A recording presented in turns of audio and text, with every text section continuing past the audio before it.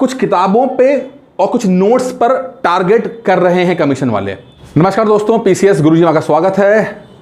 दोस्तों, लगातार एक सवाल पूछा जा रहा है, ऐसा क्या करें कि पीसीएस प्री क्रैक हो जाए, यूपीएस पीसीएस प्री क्रैक हो जाए, ऐसा क्या किया जाए। पिछले कुछ सालों में चीज़ें ऐसी हुई हैं जिससे कि पीसीएस प्री क्रैक करना अब एक टेढ़ी खीर होता जा रहा है, बहुत मुश्किल होता जा रहा है। एक जमाना था जब ये बोला जाता था कि मेंस पढ़ लो, प्री तो अपने आप निकल जाएगा, लेकिन अब मैं कह रहा हूं कि प्री पढ़ लो, मेंस तो अपने आप निकल जाएगा। नंबर ऑफ सीट्स लगातार कम हो गई हैं, ठीक है, आप देख रहे हो पिछले 2-3 साल से लगातार नंबर ऑफ सीट्स कम हो रही हैं और क्वेश्चंस का लेवल बहुत हाई होता जा रहा है। एक तरफ सीट कम हो रही हैं और नंबर ऑफ क्वेश्चंस जो हैं वो हाई होते जा रहे हैं। ऐसे में ऐसे लोग जो पिछले कई सालों से, कई टाइम से 80 क्वेश्चंस के आसपास राइट कर रहे थे, और कुछ तो ऐसे भी हैं जिन्होंने 16, 17, 18, 19 में प्री क्रैक करके मेंस भी लिखा है, अब उनसे प्री नहीं निकल रहा, उनसे प्री नहीं निकल पा रहा। जो लगातार 80 प्लस करके आ रहे थे उनसे प्री नहीं निकल पा रहा। अब क्या किया जाए? अब ऐसा लोगों के मन में दुविधा चल रही है कि क्या किया जाए, क्या गलती हो गई जिससे कि चीज़ें नहीं निकल पा रही हैं। तो यहाँ पे 2 बातें बताऊंगा मैं आपको, एक पर्सनली आपकी जिसमें आप सुधार करना, दूसरा कमीशन जो कर रहा है उसके बारे में बात करेंगे। पहले मैं आपकी बात करता हूं कि आप एक बात समझिएगा।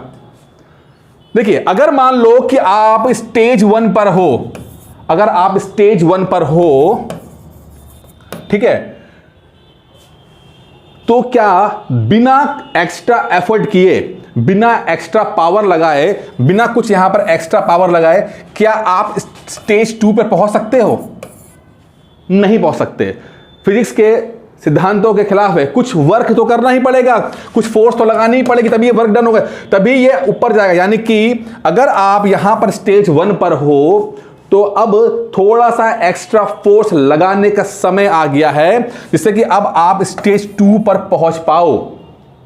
प्रॉब्लम यह हो रही है कि बहुत सारे लोग अभी भी स्टेज 1 पर हैं, मौजूद हैं, लेकिन वो एक्स्ट्रा फोर्स नहीं लगा रहे हैं, जबकि जो ये बैरियर है वो बढ़ रहा है धीरे धीरे। पहले बैरियर छोटा था तो जितनी पावर आपके पास थी उससे आप उधर चले जाते थे, लेकिन अब क्या हुआ है कि बैरियर थोड़ा सा बढ़ गया है।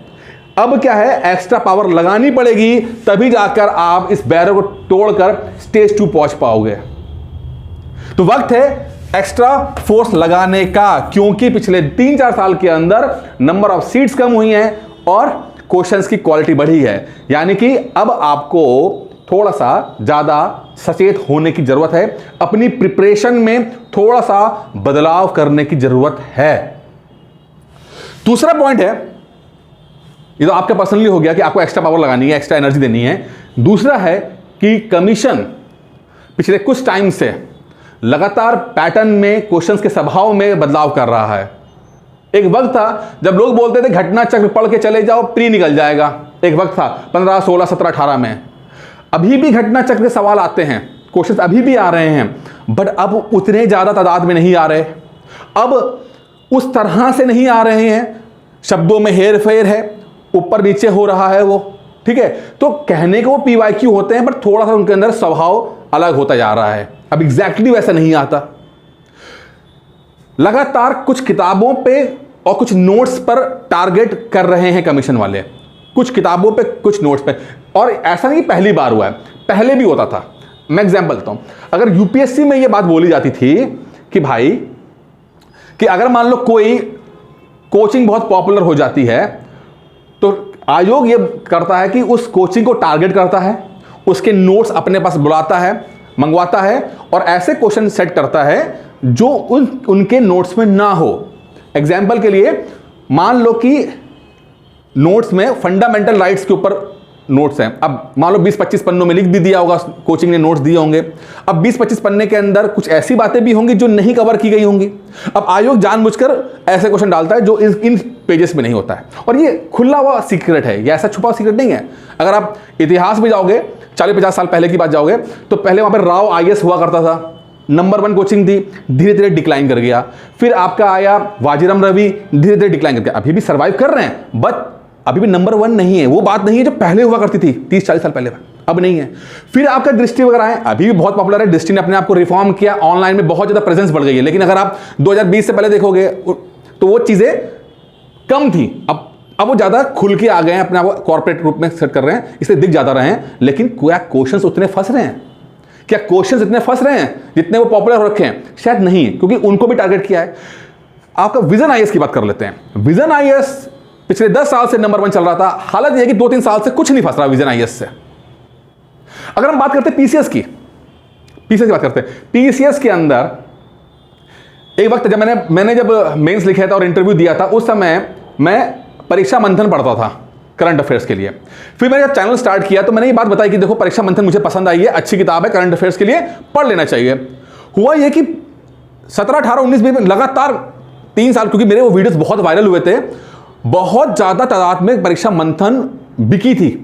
अब मैं नहीं कहूँगा कि मेरे से बिकी थी, लेकिन हाँ वो पॉपुलर हो गई थी परीक्षा मंथन उस दौर में पॉपुलर हो चुकी थी, काफ़ी ज़्यादा पॉपुलर हो गई थी। लेकिन 2018, 19, 20 में डिक्लाइन किया और आज ऐसी हालत है कि मैं परीक्षा मंथन को रिकमेंड नहीं करता हूं। क्या आप पढ़ते हो? शायद नहीं पढ़ते होगे। क्यों? क्योंकि मुझे लगा कि जो परीक्षा मंथन में आ रहा है वैसा एग्जाम में नहीं आ रहा है, वो कवर नहीं कर पा रहे हैं। अब इसमें परीक्षा मंथन की कमी है या आयोग ने टारगेट किया है, ये समझ लीजिएगा आप लोग।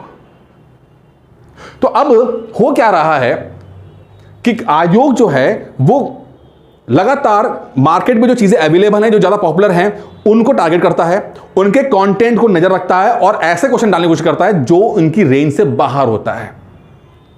तो आप अगर मान लेते हैं, लेट्स सपोज कि करंट अफेयर्स पढ़ रहे हैं और किसी पॉपुलर किताब को पढ़ रहे हैं या किसी पॉपुलर कोचिंग के नोट से पढ़ रहे हैं, किसी भी XYZ कोई भी हो सकता है, ठीक है। अब मान लीजिए कि उस कोचिंग ने या उस किताब में ऐसा आया कि पनडुब्बी जो डूबी है वो कहां डूबी है। अब क्वेश्चन वाले ने बड़ा इंटरेस्टिंग लिया कि हाँ भाई, कोचिंग ने कहा कि ये अच्छा क्वेश्चन है कि जो भी पनडुब्बी टाइटैनिक को देखने गई थी वो डूबी थी, कहां डूबी है। और उसने बोला कि हाँ बताओ, ऑप्शन में नॉर्थ अटलांटिक ओशन में डूब गई थी। अब आपने पढ़ लिया उसे कि हाँ भाई नॉर्थ अटलांटिक ओशन में हो गया। अब एग्जामिनर के पास जब ये आएगा वो क्या करेगा? वो कहेगा अच्छा ये बात है, मैं ये सवाल पूछूंगा नहीं, लेकिन टॉपिक वही होगा।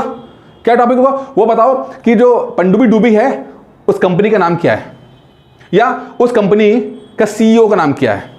अब आप परेशान कि यार टॉपिक तो वही है बट पूछ कुछ और लिया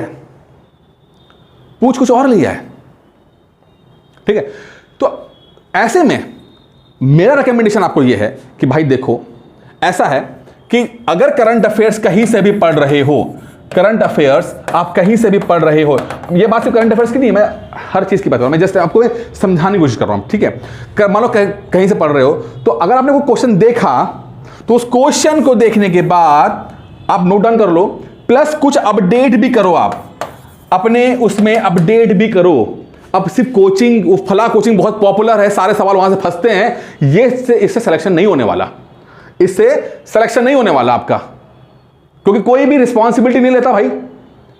कोई रिस्पॉन्सिबिलिटी, आपकी असफलता की रिस्पॉन्सिबिलिटी कोई नहीं लेगा, लेकिन आपकी सफलता का क्रेडिट सब लेने को तैयार हो जाएंगे। तो आप अपने जिम्मेदारी पे रहोगे। आप करना यह है कि कोई भी इवेंट हो रहा है, कोई भी घटना घट रही है, तो उसके historical, economical, social, political, constitutional या और बाकी जो दूसरे 1-2 होते हैं, उन सबको हमें स्वतः ही कंप्लीट करना पड़ेगा, स्वतः ही खुद कंप्लीट। अगर कोचिंग ने या किताब ने या नोट्स ने कुछ एक्सपर्ट कवर कर रखे हैं, बहुत अच्छी बात है। अगर नहीं किए हैं, ये आपकी जिम्मेदारी होगी, ये आपको कवर करने होंगे। इस तरह से आपको पढ़ाई करनी पड़ेगी, अन्यथा नहीं हो पाएगा।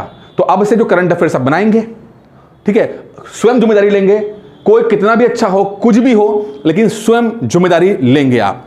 आपकी पढ़ाई आउटडेटेड हो चुकी है, अब आप समय है अपडेट हो जाने का। जैसे कि इकोनॉमी की बात करते हैं, इस बार के जो सवाल इंडियन इकोनॉमी से पूछे गए वो पहले नहीं पूछे जाते थे ऐसे, इस बार काफी बदले हुए सवाल आए हैं। इंडियन इकोनॉमी हो गया, आपका एनवायरनमेंट हो गया, आपका करंट अफेयर्स हो गया, ठीक है, काफी बदला रूप दिखाई दे रहा है इनका। तो इनको भी आपको बदले बदले रूप में पढ़ना पड़ेगा। कोशिश कीजिए कि जो आप पहले पढ़ते चले आ रहे थे, घटना चक्र पढ़ते आ रहे थे, परीक्षा मानी पढ़ते चले आ रहे थे, या एक उससे एक स्टेप आगे जाइए, उससे एक लेवल ऊपर जाइए। और अगर आप ऊपर जाओगे, थोड़ा सा आपको एक्स्ट्रा पढ़ना पड़ेगा, थोड़ा एक्स्ट्रा पढ़ना पड़ेगा। सबका तो नहीं कर पाओगे आप, लेकिन हाँ कुछ का तो आपको करना ही पड़ेगा, कुछ तो आपको अपडेशंस करनी ही पड़ेगी। अब आउटडेटेड होकर आप इस एग्जाम को क्रैक नहीं कर सकते, आउटडेटेड होकर इस एग्जाम को क्रैक नहीं कर सकते, अपडेट करना ही पड़ेगा अपने आप को। तो आपके पास जो भी किताबें हैं, जो भी इंफॉर्मेशन है, जैसी भी है, उसमें से एक स्टेप और आप आगे जाने की कोशिश करो। अपनी जिम्मेदारी खुद लो, खुद नोट्स बनाओ, खुद सब कुछ करो। अब वो नहीं कि वो फला कोचिंग कर रही है, फला ढिमकाना सर बता रहे हैं या फलाना कुछ कर रहे हैं, उससे नहीं होने वाला।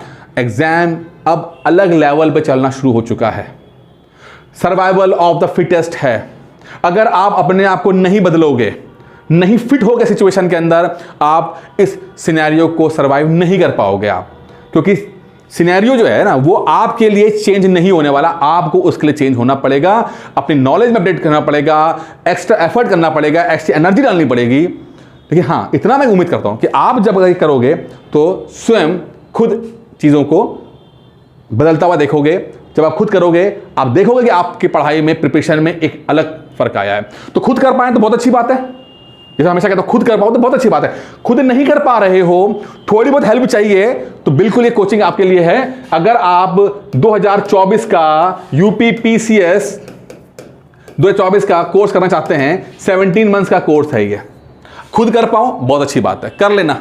नहीं कर पा रहे हो, कोर्स है, video plus PDF plus test के रूप में आपको तैयारी कराई जाएगी। इसकी फीस जो है वो मात्र 4,500 रुपये है। ठीक है, आप 9919521555 पे कॉल करके इसकी जानकारी ले सकते हैं। बाकी दोस्तों, उम्मीद करता हूँ कि वीडियो पसंद आया होगा। धन्यवाद।